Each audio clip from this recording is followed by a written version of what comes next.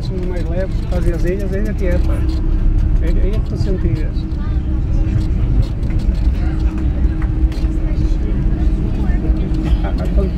Senhores passageiros, bem-vindos à região autónoma dos Açores. Acabámos de aterrar no aeroporto João Paulo II em Ponta Delgada. Pedimos que permaneçam sentados com os cintos de segurança apertados até que o sinal de apertar cintos seja apagado.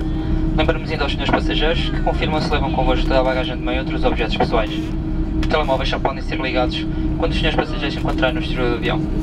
Foi um prazer tê-los connosco. O comandante Manuel Bragança e a sua tripulação despedem-se, esperando que voltem a voar com o assalto internacional.